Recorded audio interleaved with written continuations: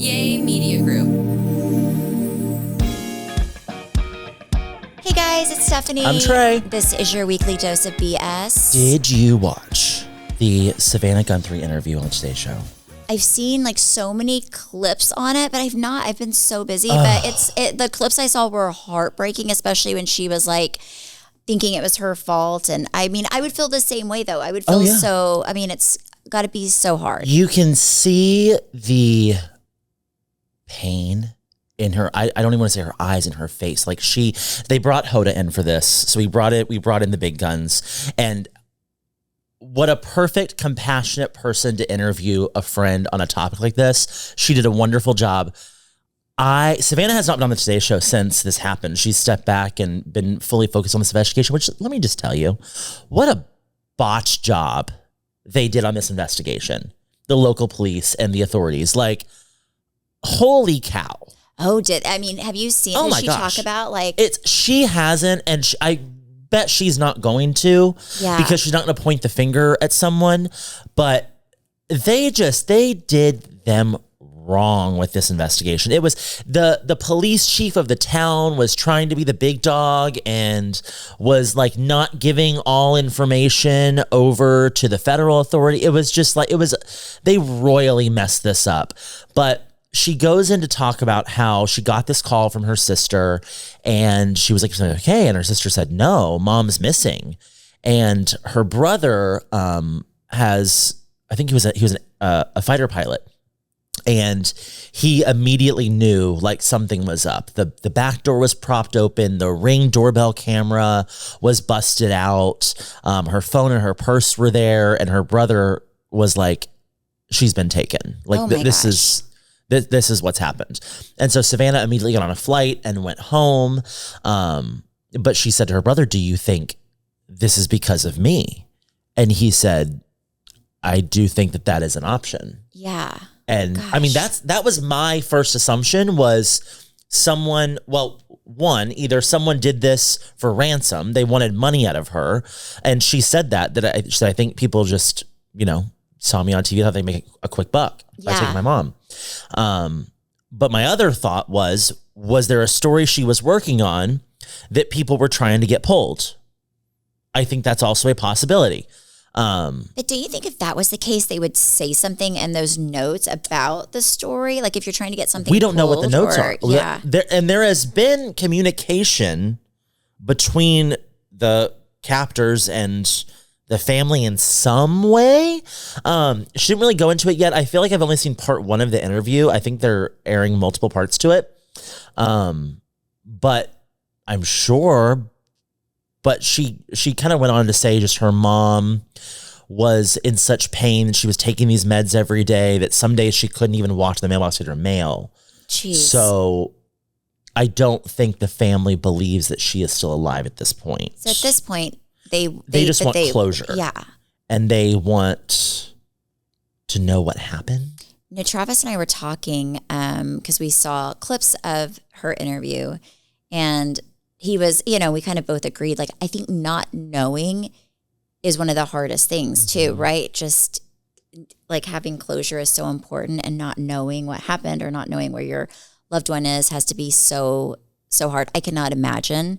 I bet you she hasn't slept since it happened, because I wouldn't be able to sleep. But, you can kind of put yourself in someone else's shoes. I feel so even bad just to for her. carry that guilt of thinking like, did my profession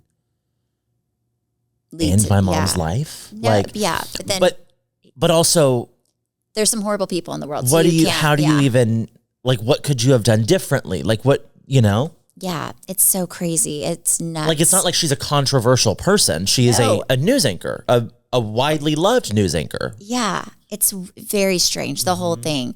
But I always thought it was really crazy that there was, the police. I just felt like with all the cameras you have and everything. I mean, we don't have traffic footage. Like, there is not a moment where you're not on camera in the world we live in today. There is not a moment where you are not in front of a camera, whether it's your cell phone. Like, there are so many ways that you can find something out if you really need especially with our government. Like, what?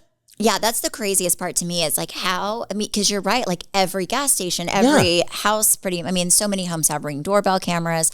I just think it's harder to do, to get away with things than it used to be. Like especially kidnapping or, anything like that. It blows my mind that they're not closer to finding out what happened or I don't know. Because even oh my goodness, the thing that happened with those college kids, they kind of knew within days of the car and, Well, and there's that show, The First 48, like you kind of have to solve a crime in the first 48 hours or you're done. Like there's not going to be an answer to it. It's insane. I feel so bad for her. I hope they find out what happened. I hope they, get the mom back. But how do you move on from that? How do you? I don't think you can until you have answers. And what would you do if you were Savannah? Like, how do you go back to work? How do you, your job put, presumably, your mom's life in risk. Yeah. I don't know. What do you do? I don't know if you go back or not. I don't know if I could go back or not.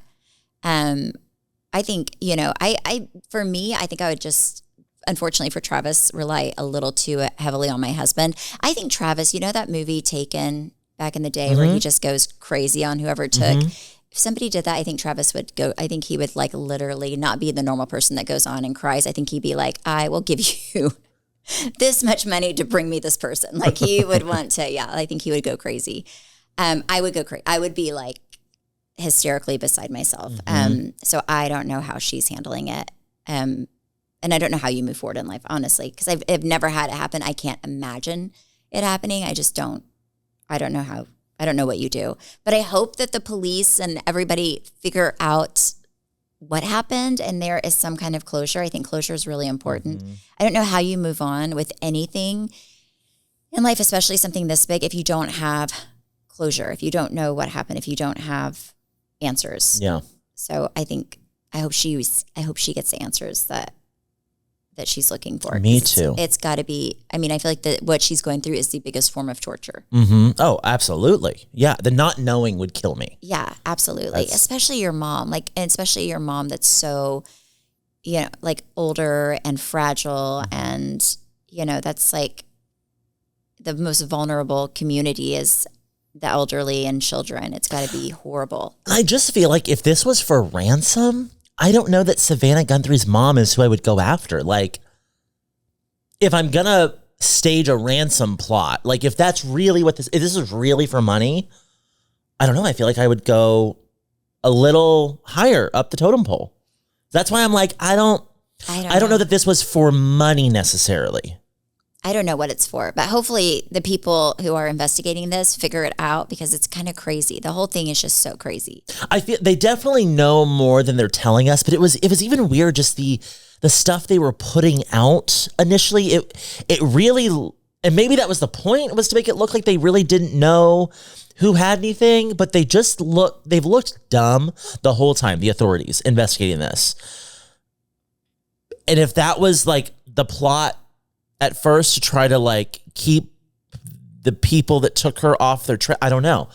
But it's very odd the way that whole situation's unfolded. Yeah, and maybe they know more than we. You're right, because I kind of the same with the oh my goodness, the case, the Brian Koberger case. Like the parents were getting really mad at the authorities because they were like, they didn't think they knew anything. The authorities were being very tight-lipped, and then come to find out, they kind of had it all figured out. The authorities said they were just kind of doing the investigation in a way that was protecting. I feel if one of my family members was taken or killed, I'm leading the investigation. Like you would be so crazy. Yes. But like, there's nothing you're not telling me. Like, I want to know every single thing that's like, we are in the conference room together. What's going on? And maybe Savannah knows more than she can say on TV. It also, she's probably trying to protect, like there's also a protecting your mom and the family. And I don't, maybe she knows more. I think it's smart to go on and, if the kidnappers see it or whatever, like to show them the human side of what they've done. I think juggling that relationship with your siblings on the back end is really where I felt for her the most, because you can see that she feels so much guilt, but it's like, do the siblings feel blame? Are they blaming her? But which she said they're not. She said they've been amazing, but it's just so sad. Well, hey, we got to take a break real quick. We'll be right back. Okay, I have to express my disappointment. With what? This Hannah Montana 20-year anniversary special. Oh, I did not watch it. Was it on TV? It's on Disney Plus. Okay.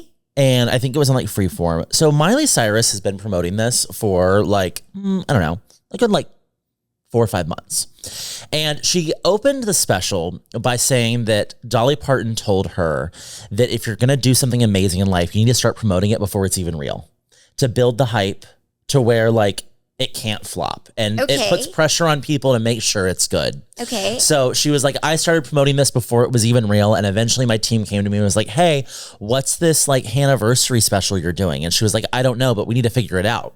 So then she went to Disney and they had this plan together. And Miley gave 110%. And I truly believe Disney gave about 40%. What? Okay. And what way? Because she's the performer. So it felt like she did a great job bringing the nostalgia, and she really, really put in the effort. There were even first of all, a 58-minute episode is offensive. Like, people were thinking there was gonna be like a whole world tour with Hannah Montana. And the way that like the Hillary Duff tickets are selling out, and you got the Pussycat Dolls coming back, like all this stuff, nostalgia's selling right now. Yeah. We could have sold out a world tour, easy. But she sang 4 songs from the show. I wanted a whole like Hannah Montana greatest hits, like Miley's version, like a whole re-record. We got 1 new song. We got 4 songs that were sung on the show. And it was a 58-minute special hosted by Alex Cooper. For some reason, she was an executive producer on this. That doesn't make sense to me. Selena Gomez was there. Okay, sure. Chapel Roan was there. Why was she there? That was weird. But none of the other, her dad showed up, and her dad and her have like an estranged relationship. But like none of the other cast members were on this thing, which is why it wasn't a reunion. It was a special. But it just, even the editing, it was like, they just did her wrong. It, like they didn't put. Like there were shots that they filmed of like her like picking up like her makeup case and walking out. Like, there could have been some music behind it. It was just like little stuff. It was like Disney really just like said, hey, you got the idea? You know, we'll give you a 10-person crew and y'all figure out what you do. As if that wasn't their highest grossing television show ever. It was just weird. It was weird. Oh, yeah. Okay, so I didn't see the special, but I did see on social media everybody who went to the special. I guess who like went to the, I don't know if it was like the opening or what. They did like a little concert where she sang these 4 songs. And you know who was there? Who? Abby from Love on the Spectrum. Oh, so cute. And she was in the special, and it was afterwards she posted a video on her Instagram of her meeting Miley and her meeting Chapel, and it was great. It was amazing. Aw. But I saw that the people I saw who attended, there was I loved the dress code. It was like a very, you know, you're supposed to kind of dress. Did you see it? Yeah, you're supposed to sparkly and shiny and like kind of like Hannah Montana, like kind of back in the day. And I felt like some people really killed it with their outfits. It was a really fun way to go to an event. I loved it. So I like the nostalgia of it. My biggest takeaway is Miley very much acknowledged that like she is that bitch. And she talked about how when her first season came out, High School Musical had just released. And she said Zach and Vanessa were like the most famous people in the world at this time. And they like offered to like pick her up to go to like the upfronts. And she just thought it was so cool. And then she realized like that she was quickly becoming very famous. But her mom was very focused on making sure that she still remained a kid. So she said she was dating Dylan Sprouse for a while, who was on Sweet Life, Zach and Cody. Okay. And she wanted to like be around him, but like still had school, still had work. So they did this like special where they filmed this episode together. And then she was dating Nick Jonas, which is I guess Disney wanted her to go on tour, and she was like, only if my boyfriend can come. So that's how the Jonas Brothers got roped into this tour that they opened up for her Hannah Montana tour. And then she talks about Taylor Swift. And Taylor Swift was in the Hannah Montana movie. And this was before her like first album even fully came out. I think she had one song that was out at this point. And they were like, how did you get Taylor Swift in the movie? And she kind of paused for a minute and was like, well, the honest truth is we needed someone that looked like they would perform in a barn. And this girl looked like she'd perform in a barn. So... and then she also wrote a song that was like good. So that song was like the theme of the movie. And she was not Taylor Swift that she is today, but I was like, you really went through and just listed off all these people on how you made them famous. It was really funny. Like how you helped them. She has such a good voice. I really did not watch Hannah Montana because again, Trey and I are a different age. I know we look the exact same age, but we are not. Right, Trey? Right. But we do look it. People can't believe that we're not twins. I think the best part though was hearing from her mom and her mom had so much input on the show and seeing her. I think what you really saw in this episode or the special was her family dynamic and how much they really dove into making sure that she lived somewhat of a normal life while still being like one of the most famous people at such a young age at that time. It was very interesting, but I just think Disney really flopped. Like massive disappointment on Disney's end, not Disney quality. No. They could have done more, could have been better. Maybe there's a part 2 to this rollout. And I sure hope there is, because if it's just a one and done, what a waste. But did you think did she have a great voice? Like, did they, whenever she was Hannah Montana? Because I feel like she has such a, like, I was actually shocked the more famous she got, like in, like with her actual non-Hannah Montana movie music, I guess. Like, she is super talented. She has such a good voice. She's always had a really great voice, but she also even goes into talking about how the last season, her mom empowered, like she was making a lot of money and there were a lot of people she employed. And her mom was like, listen, if you have to grow out of this, let's go. Like, if you're done, let's be done.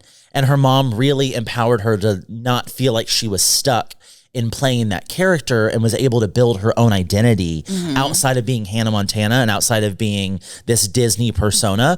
And she was like, her mom said, we're very blind in doing that. We just kind of, this is what my daughter wanted to do. And so we quit and we were going to figure it out as we go. But it was a very interesting special from that perspective. I just wish we got a little more nostalgia.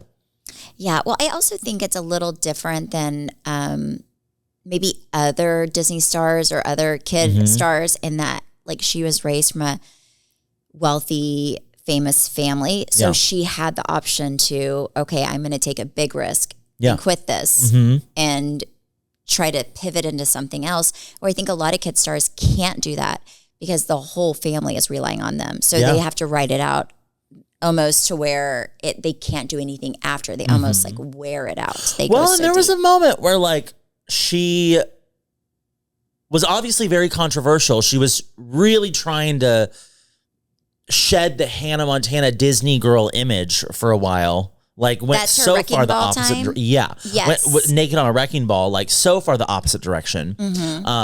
But she was able to reel it back in. And so that's all about having a good team around you. And she is a hustler. She didn't have this job for a 20th anniversary special until she made it happen. So it was interesting. I definitely recommend watching it, but I just wish Disney gave us more. Hey, we got to take a break real quick, but we will be right back. Okay, so my life is a little crazy right now. So we are filming this. We always film it a few days early, but my husband had eye surgery. Now, did he have LASIK? No, he had eye surgery to make his eyes like more youthful. So for those of you who, I think everybody should know, but if you don't know, I had an upper blepharoplasty 3 years ago. Which, explain what that is. Okay, so that is the older you get. Not everybody, but I feel like a lot of people, your eyes are, some of the thinnest skin on your face. So you can have like you'll think, oh, I look really tired. Like I just don't look as, youthful as I used to. I'm always looking tired. I felt like I always just looked kind of tired and my eyes just kind of looked heavy. So it's just extra skin like for me, it wasn't under my eye. I did nothing but on my eyelid. I just wanted to take a little skin off. So it can be your eyelid or it can be like, I guess I want to say like bags under your eyes. Yeah, or you can do under eye. You can do like on your eye. I did my eyelid. You can do under eye. I didn't feel like I needed that. And I went to Dr. Ivan Verchek, VRCEK. If you need somebody, go to somebody good. Saving the world one eye at a time. Don't go to, eyes are important. I think anything on your face, do your research. He's amazing. And so I trusted my husband with him because I've seen so much of his work. All of my friends have gone to him and he's incredible. So Travis is 10 years older than me. And every time we would do our family pictures, I would be in charge of kind of doing our Christmas cards and everything else. And Travis would always be like, you always pick pictures with my eyes closed. I'm like, no, wait, I am not. I said, I'm going to zoom in. So then I zoom in and his eyes are open. He just has the excess skin that you get when you're older, like a little sagging skin. Mm-hmm. And it does make your eyes, when you smile, look like not as open and not as alert. And for him, I think he has smaller eyes than me anyway. So it just made his eyes look closed. And I was like, no, they're open. And I said, you should get an upper and lower blepharoplasty because I think it would, first of all, it would look amazing. And this doctor's great with guys, which I think another thing, like guys can look crazy if they have a bad doctor. And yeah, and quick too. Yeah, and quick. Mm-hmm. And quick. So he had that done yesterday. And how much was it? Because I know people are about to Google. So whenever I did, I'll tell you how much mine was. I did not pay for Travis's, but he had an upper and lower, and then they did I think a chemical pill on his lower as well. Oh. And he's going to look crazy for a little bit, but then he's going to look amazing. But let me tell you how much mine was. Mind you, this was 3 years ago. And I did not do both. So this is just for upper. This is just for my upper. And I think mine was like $4,500 for everything, anesthesia, the center and the doctor. But again, that was 3 years ago. It's going to be more. I would guess Travis's was like 10 to 12 for upper, lower, and that I could be wrong, but everybody's different. Every eye is different. So mine was $3,500 plus $900 for the Surgery Care Center plus $350 for anesthesia. Okay. Yeah. So, right. Yeah. But when I say, so yesterday he didn't eat all day and his surgery was at 4 and it's a quick surgery. It's like an hour. By the time you're done, it's probably an hour and a half by the time you're. Eat all day? No, you can't eat before you go to surgery. Oh, man. But we did go on a date night and I was like, eat everything and more because you don't want to be hungry the next day, but you can have water. So he didn't eat anything. So we get home and he has, your eyes just got cut. So it's uncomfortable to open your eyes. Also, your eyes are kind of swollen, if I'm being honest. So it was like a blind man, right? So I had to have the kids help him out of the car. So on our way home, I was like, hey, it's 7 now. You have not eaten all day. I can cook or I can just go grab something. Wait a second. Leaving the surgery center though. It's 7 o'clock. Does he open his eyes or like are your eyes like patched to where you're not even opening them? So he had, it's, almost like a silicone like eye mask over his eyes. Okay. And then we were doing like frozen peas. So just but could he open them?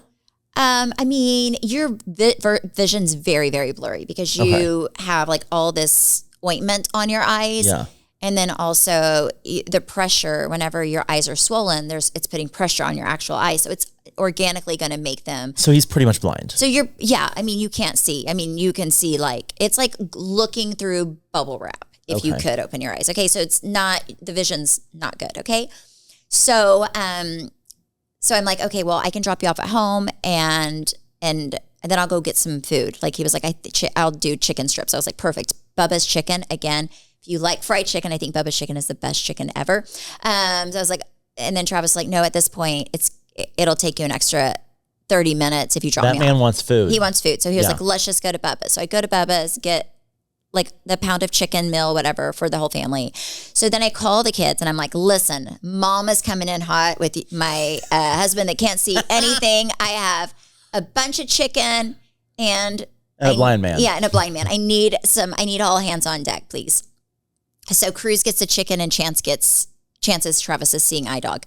And I'm like, put him down on the, the kitchen bench, like where we eat breakfast. Travis or the chicken? Travis and the chicken. So they put Travis down, right? And he doesn't know where he is, that poor man. So then I make him a plate of chicken strips, mashed potatoes, and what? Okay, no, I'm just you. That is so rude. You got him mashed potatoes. He wanted mashed potatoes and gravy too. I didn't pick the meal. He did. And he said, don't forget my honey mustard. I said, okay. So then I got, all they had at Bubba's was these two. I just know you had the time of your life last night trying to watch him eat mashed potatoes. And a roll. And they had these really yummy rolls, right? So then I put him down. I give the kids his plate that has 5 chicken strips, he put in mashed potatoes, a roll, and a little tub of honey mustard, right? And I say, okay, give this to your dad and help him out, please, while I make everyone else's meals. And I got him a big ass iced tea because I was like, that makes me happy. That's gonna make him happy. So then we're all like sitting there. And are y'all feeding him, or is he feeding himself? No. So I'm making stuff, and the kids are like helping Travis. And I thought they would feed him, but instead they're saying, "Okay, Dad, here your chicken strips are here, your mashed potatoes are here, and your honey mustard." They're like kind of telling him the location. They're mapping out the plate verbally. So then, first he has a bite of his chicken strip, and he finds the dip, and he's dipping his honey mustard in and eating. Then as I'm walking to sit down, I see his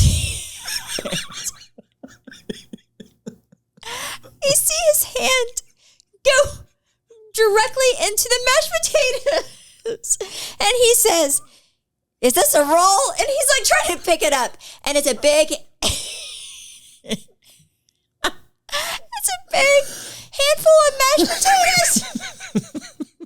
And Cruz says, "No, Dad, that's the mashed potatoes."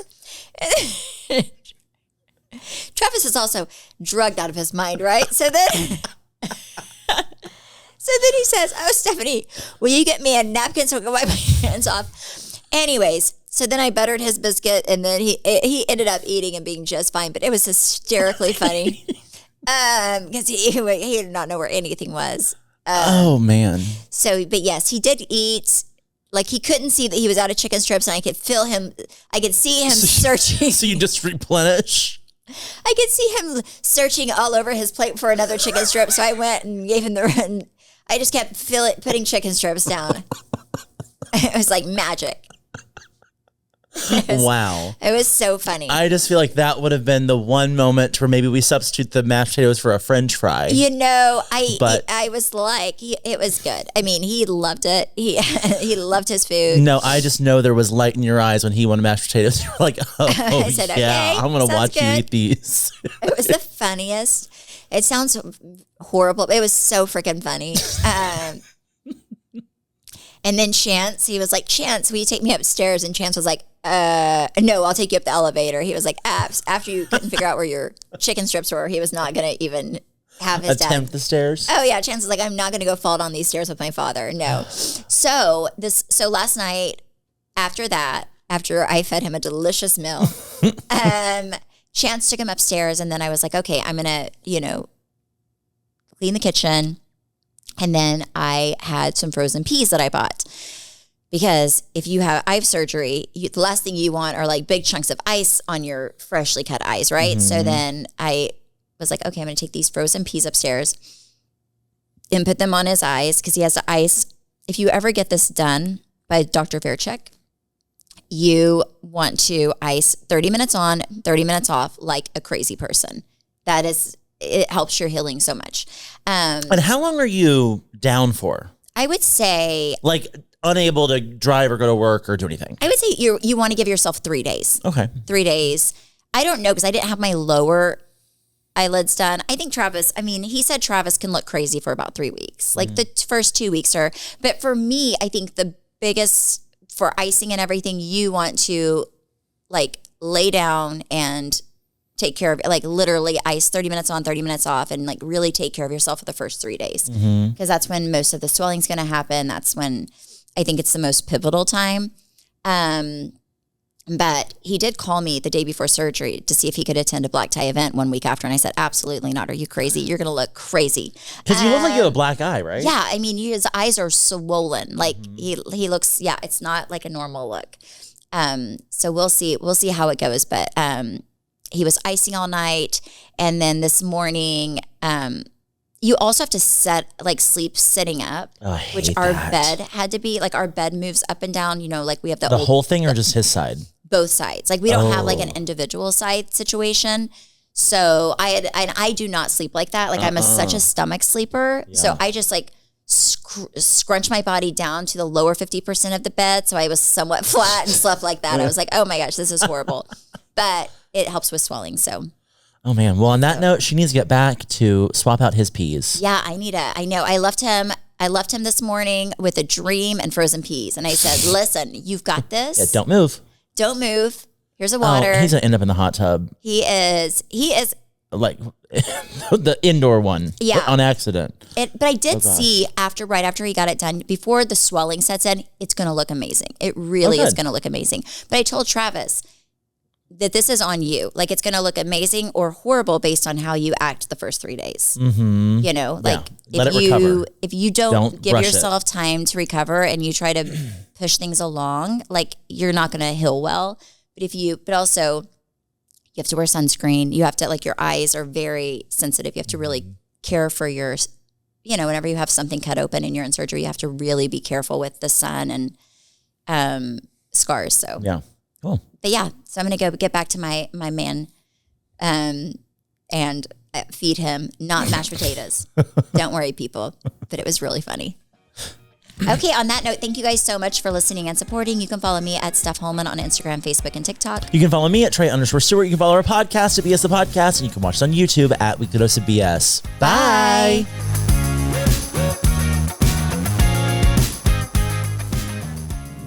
Yay Media Group.